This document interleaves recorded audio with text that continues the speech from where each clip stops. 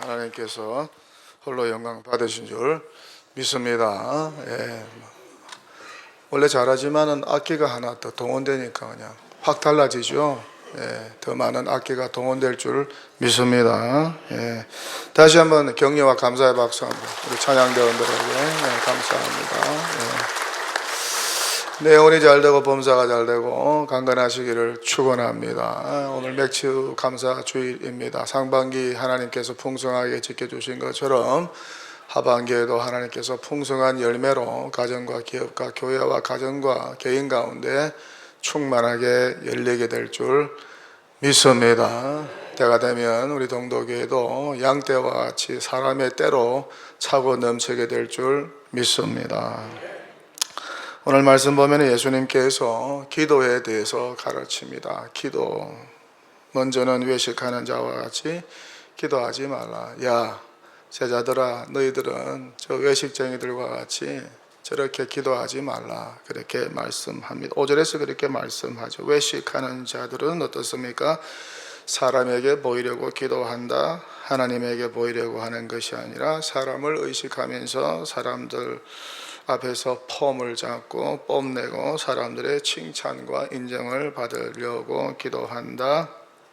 그리고 종교적인 어떤 공덕 사상을 쌓으려고 그렇게 기도한다. 그렇게 사람에게 보여주기 위해서 기도한다는 것을 지적하십니다. 그래서 바리새인들은 어떻습니까? 사람들이 많이 모이는 회당과 큰 거리 어귀는 입구죠. 입구에 서서 기도하기를 좋아한다는 것입니다. 당시 유대인은 어떻습니까? 관례에 따라서 하루에 3번씩 기도하였습니다. 오전 9시, 정오, 오후 3시에 성전에 올라가서 기도하였습니다.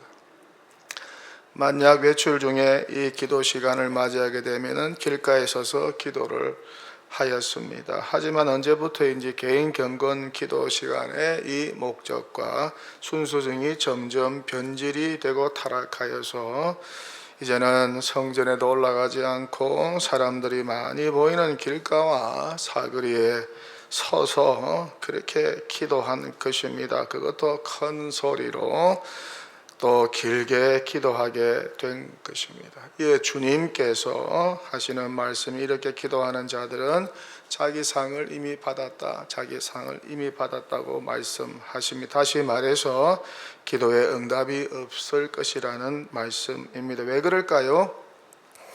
이미 사람에게 칭찬받았기 때문이라는 것이죠. 얼마나 사람들이 그들을 대단하게 여겼을까. 큰 거리에 서서 두 손 들고 큰 소리로 길게 오랫동안 기도하니까 사람들이 이 바리새인들을 바라볼 때 그들의 신앙과 경건이 대단했다고 생각했겠죠. 그렇게 이미 사람에게 칭찬을 다 받았기 때문에 이런 외식적인 기도에는 응답이 없을 것이라고 주님은 말씀하고 계신 것입니다. 이와 같이 기도하는 사람들도 있죠. 하나님을 의식하면서 정말 두렵고 떨리는 심정으로 기도하기보다는 사람들을 의식하면서 사람들의 인정과 칭찬을 기대하면서 화려한 미사억으로 기도하는 사람들이 있어요. 주로 대표 기도할 때 이런 경우들이 있어요. 이런 유혹이 많아요. 단순하게 하나님을 의식하면서 기도하면 되는데 미사여구를 사용하고 평소에 사용하지 않던 언어와 보이스 톤으로 장황하게 기도하는 그런 경우가 있어요. 이런 기도는 어떻습니까? 하나님이 기뻐하지 않는 기도라는 것이죠. 이렇게 예수님은 제자들에게 바리새인처럼 외식적인 기도를 하지 말라고 가르친 것입니다. 사람에게 보이려고 기도하지 말라. 기도를 뽐내는 것으로 생각하면서 기도하지 말라는 것입니다. 하나님을 의식하면서 단순히 또한 진실되게 기도하면 그만이라고 가르치고 계시는 것입니다. 중요한 것은 무엇입니까? 그 기도에 솔직함이 묻어 있느냐, 그 기도에 진실함이 묻어 있느냐는 것이겠죠.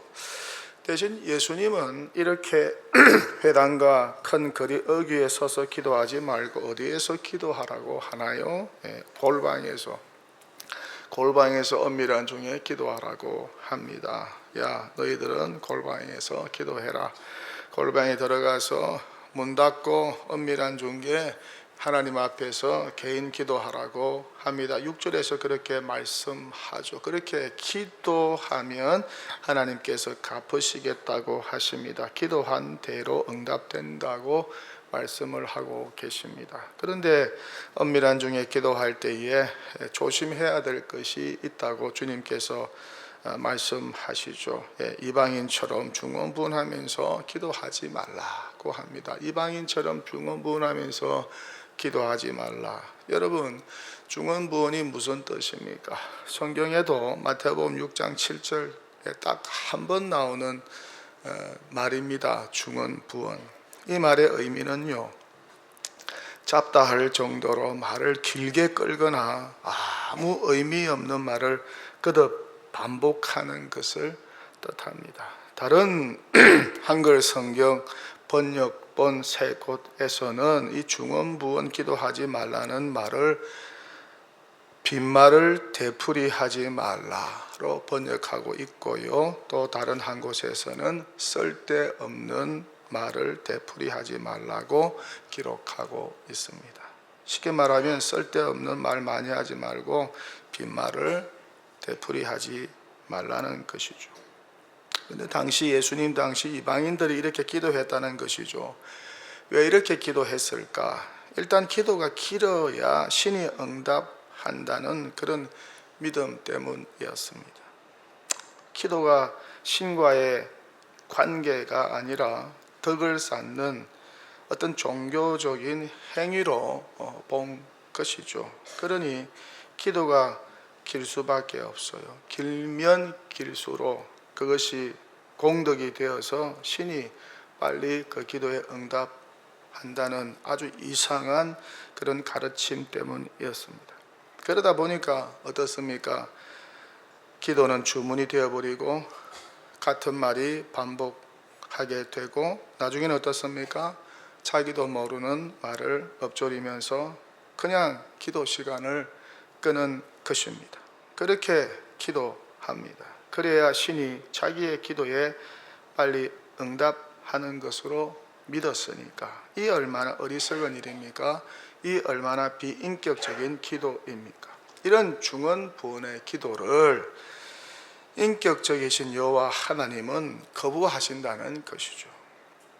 여호와 하나님은 기도를 통해서 당신의 자녀들, 백성들과 관계를 갖기를 원하세요.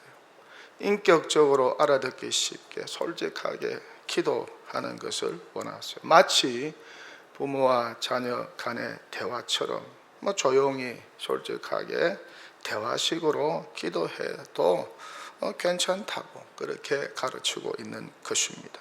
그렇게 하면 하나님 아버지께서 그 기도를 듣고 또 충분히 이해하시고 기도에 응답하실 것이라는 주님의 가르침입니다. 그래서 기도는 한마디로 관계입니다. 여러분, 기도는 관계입니다. 하나님과 나와의 관계, 소통이 바로 기도인 것입니다.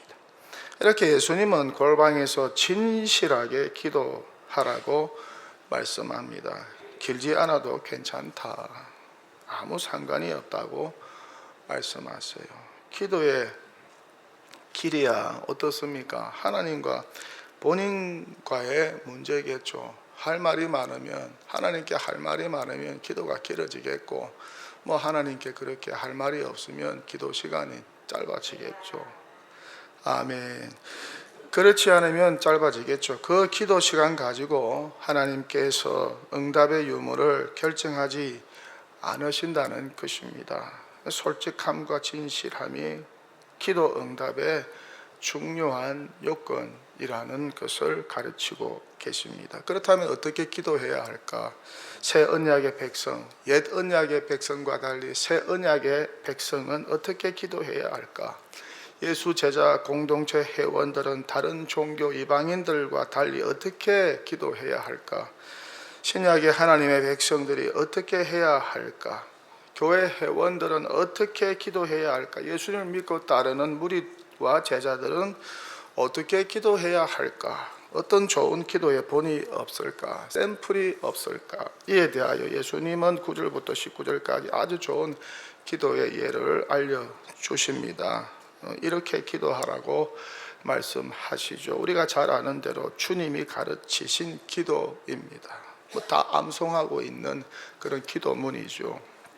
일명 주기도문이라고 하죠. 어느 예배나 모임 마칠 때만 하는 기도, 어떤 때는 또 주문과 같이 들려오는 기도입니다. 이 기도는요, 정말 중요한 기도고요. 이 기도에는 어떤 특징이 있는지 우리가 알고 그 원리대로 기도하면요, 하나님이 기뻐하실 것 같고 응답이 급속히 빠르지 않을까.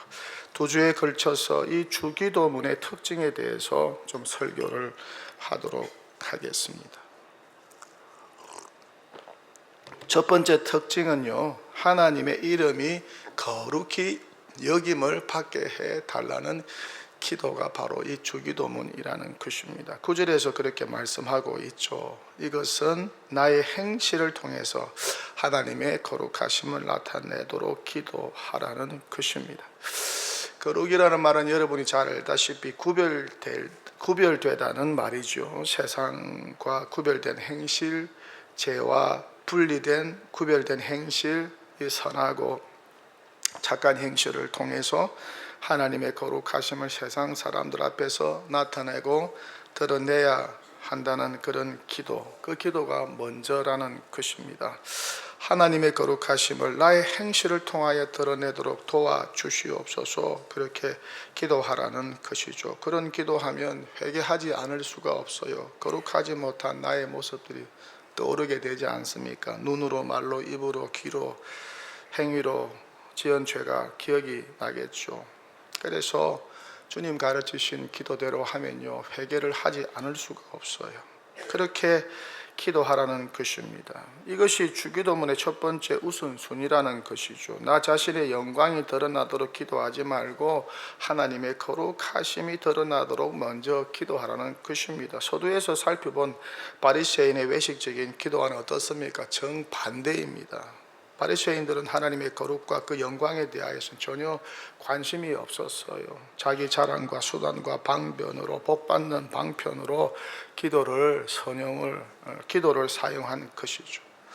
두 번째 특징은 하나님의 뜻이 땅에서 이루어지기를 기도하라는 것입니다.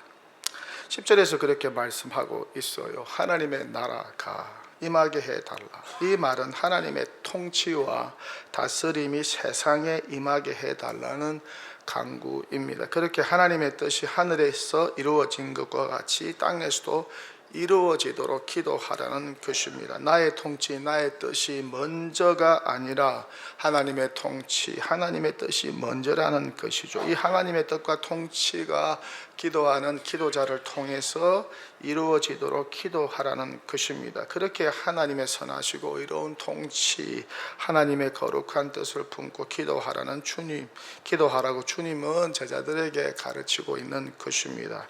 어떻게 보면은 정말 수준 높은 기도입니다. 수준 높은 기도. 내 뜻이 우선이 아니라 하나님의 뜻이 먼저라는 것이죠. 그래서 어떤 분은요, 매일 주님이 가르쳐준 기도를 하는 분도 계십니다. 그 기도를 묵상하면서요, 그 의미를 되새기면서 기도하는 분들도 계십니다. 하루에 여러 차례 이 주기도문을 암송하고 기도하면서 하나님께 나아가는 분들도 계십니다. 여러분, 보통 기도는 어떻습니까? 대부분 자신의 뜻과 연관이 되어 있죠. 내 뜻대로 해 주시옵소서, 내 소원대로 해 주세요, 내 소원과 간구대로 해 주세요, 내 소원, 내 직장, 내 자녀, 내 사업장, 내 교회, 내 나라, 전부 다 자기를 위한 기도와 연관이 되어 있습니다. 그렇게 자신의 뜻을 관철하는 것이 기도라고 생각합니다. 이방인들이 그렇게 기도했고, 또한 이 영향을 받은 바리새인들이 이렇게 기도했습니다. 요즘도 타 종교에 보면 이런 기도가 대부분입니다. 특별히 돈을 많이 내면은 기도에 효험이 있다고 가르쳐요. 왜 그러는지 모르겠어요. 왜 기도와 돈을 연결시키는지 모르겠어요. 어쨌든 이방 종교도 자기 뜻, 자기 소원만을 위해서 기도하도록 가르치고 있어요. 당시 바리새인도 그랬습니다. 하나님 아버지의 뜻과는 전혀 상관이 없었어요. 자기 중심적인 기도뿐이었어요. 그런데 주님께서 새로운 언약 공동체인 제자 공동체, 교회 공동체, 신약의 공동체를 향하여서는 먼저 하나님의 뜻과 하나님의 통치를 위하여 구하라고 가르치고 계신 것입니다. 여러분, 자녀들을 잘 키워보셨죠? 자녀들이 수준이 높아지고 성숙하면 어떻습니까? 자기 뜻만 찾고 자기 생각만 하는 자녀들이 아버지의 뜻을 생각하고 부모의 마음을 찾기 시작합니다. 그래서 철이 들면은 아버지의 생각, 아버지의 뜻에 관심을 가지게 되죠. 그래서 철든 자녀들은 이렇게 말합니다. 이것이 저의 뜻이고요, 저의 생각입니다. 그런데 아버지는 어떻게 생각하세요? 아버지의 뜻을 알고 싶습니다. 말씀해 주세요. 그렇게 아버지의 뜻과 생각을 듣고 자녀는 또 고백합니다. 알겠습니다. 저의 생각이 짧았던 것 같습니다. 아버지의 뜻대로, 부모님의 생각대로 하겠습니다. 이런 자녀들이 있어요. 그러면 그 말을 듣는 부모가 얼마나 기쁠까요? 마음속으로 이렇게 생각하겠죠. 우리 아들이 잘 컸구나, 우리 딸이 잘 컸구나, 이렇게 성숙했구나, 이렇게 아버지를 귀하게 여기고 부모의 말을 소중히 여기는구나, 이런 생각을 하지 않겠어요? 그러면요, 아버지가 좋은 것을 다 주려고 해요. 집문서도 줄 수 있고 생각지도 않은 좋은 것도 줄 수 있고 지갑에 있는 모든 것 다 꺼내줄 수 있고. 그래서 오늘 말씀해 보면은 구하기 전에 하나님 아버지가 다 알고 계신다, 그렇게 말씀하지 않습니까? 그렇게 성숙한 기도를 드리면요, 하나님께서 다 주신다, 그렇게 말씀하고 있습니다. 그렇게 예수님은 제자들에게 이러한 성숙한 기도를 가르친 것입니다. 자기 것밖에 모르는 이기적이고 미성숙한 기도를 하는 바리새인과 이방인의 기도에서 벗어나서 너희들은 이제는 성숙한 기도, 하나님 아버지의 마음을 시원케 하는 한 단계 성숙한 기도를 드리라고 도전하고 계신 것입니다. 예수님께서 이런 기도를 하셨죠. 체포되기 전날 밤 감람산에서 이런 기도를 하셨어요. 내 뜻대로 마옵시고 아버지의 뜻대로 하옵소서, 이렇게 기도하면서 결론을 내리셨죠. 성자 하나님이신 예수님의 뜻은 어떻습니까? 죽음의 잔을 피하는 것이었습니다. 십자가 지는 것을 피하는 것이었습니다. 하지만 계속해서 땀 흘리며 기도하다 보니까 예수님은 하나님 아버지의 뜻을 깨닫습니다. 죽음의 잔을 받는 것이 하나님 아버지의 뜻이라는 것을 깨닫습니다. 십자가를 지는 것이 하나님 아버지의 뜻이라는 것을 깨닫습니다.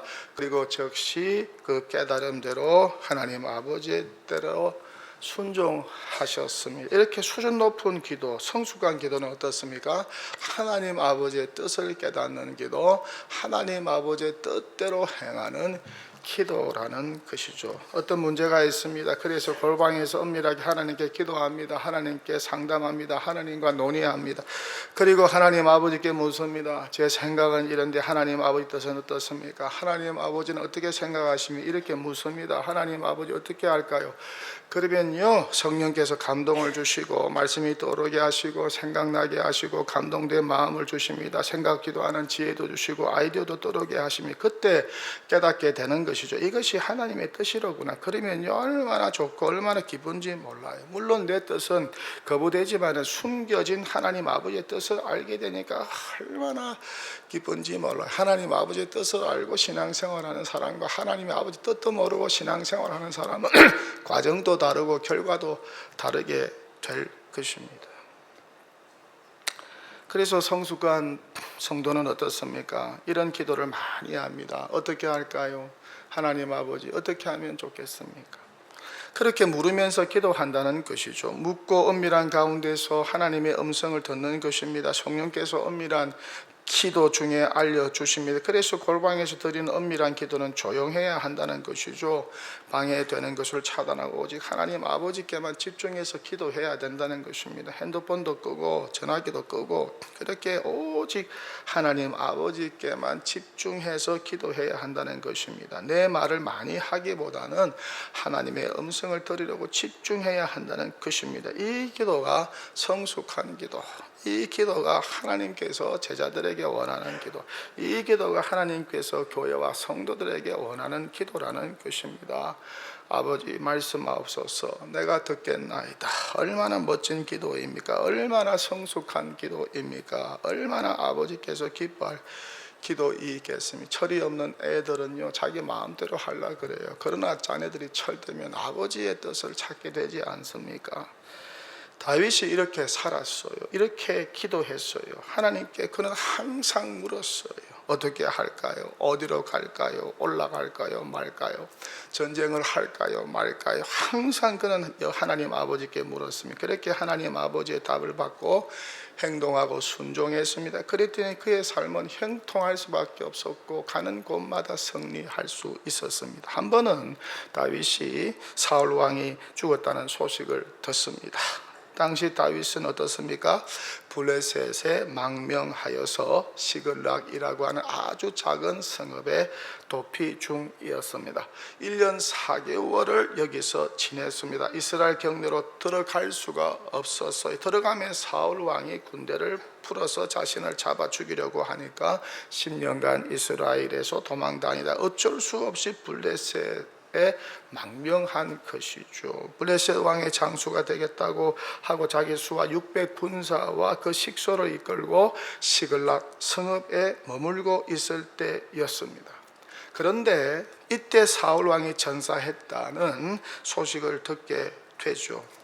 보통 이런 소식을 들으면 어떻습니까? 바로 군사를 이끌고 치고 올라갑니다. 군사를 이끌고 치고 올라가요. 블레셋의 도움을 얻어서 치고 올라갑니다. 그런데 다윗은 그렇게 하지 않습니다. 서둘지 않습니다. 이 중요한 때 다윗은 어떻게 하면 오히려 먼저 여호와 하나님께 기도로 묻습니다. 여호와여, 내가 유다 성읍으로 올라가리이까? 그러자 여호와께서 어떻게 답을 하십니까? 올라가라고 답을 하십니다. 이에 다윗이 또 물어요. 그러면 어디로 가리이까? 물으니까 여호와께서 답을 하시기를 헤브론으로 올라가라, 그렇게 말씀하십니다. 그러자 다윗이 여호와의 말씀대로 순종하지요. 사무엘하 2장 1절에 나오는 내용입니다. 주님께서 한 번은 제자들에게 아주 재미있는 말씀을 하셨어요. 마태복음 7장 18절입니다. 좋은 나무가 나쁜 열매를 맺을 수 없고 못된 나무가 아름다운 열매를 맺을 수 없느니라. 좋은 나무가 나쁜 열매를 맺을 수 없고 못된 나무가 아름다운 열매를 맺을 수 없느니라.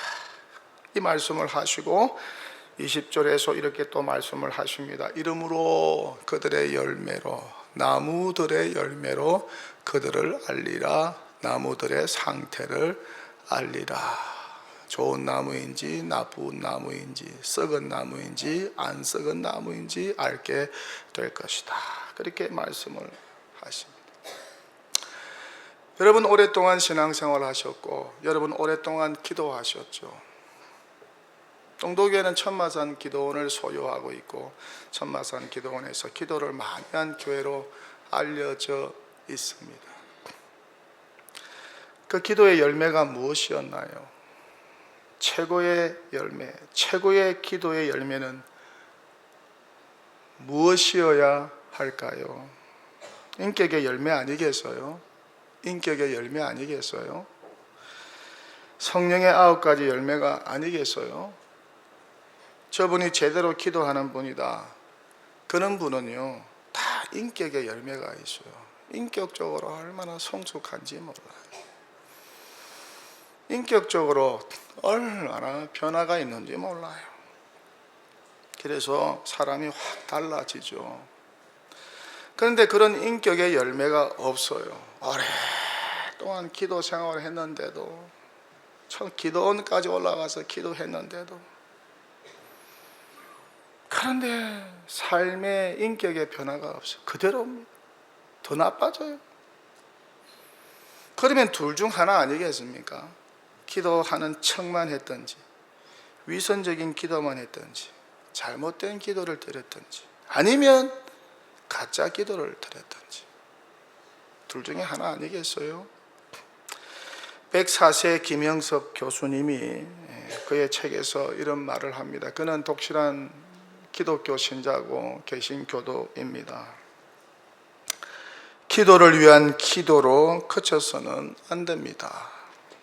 기도는 하나님과의 약속을 동반하기 때문에 기도 드린 후에는 마음과 삶의 변화가 뒤따라야 합니다. 그것이 기도다운 기도입니다. 10년 동안 기도를 드렸는데 내 삶과 대인관계에 아무런 변화가 없다면 기도는 하나의 공연불에 그치고 마는 것입니다. 나도 모르는 동안에 내 삶과 인생의 차원 높은 변화가 생겨야 합니다. 바른 기도, 참된 기도는 우리의 삶과 인생을 차원 높은 수준까지 변화시키고 인도하는 것입니다. 삶의 변화와 성숙으로 인도하는 것이죠. 그러기에 삶의 변화가 없는 기도는 가짜일 가능성이 매우 큽니다. 여러분이 드린 기도는 이때까지 기도가 진짜였습니까? 가짜였습니까? 한번 잘 점검해 보세요. 설교를 마칩니다. 예수님이 가르쳐 주신 기도를 통해서 하나님께 영광 돌리고 여러분의 기도가 더욱 바르고 성숙하여지고 무엇보다 삶과 인생이 기도를 통해서 높은 차원의 인격으로 주님 닮은 인격으로 변화되고 이렇게 예수님이 가르쳐 주신 기도가 여러분의 신앙에 큰 도움과 유익이 되시기를 축원합니다. 할렐루야.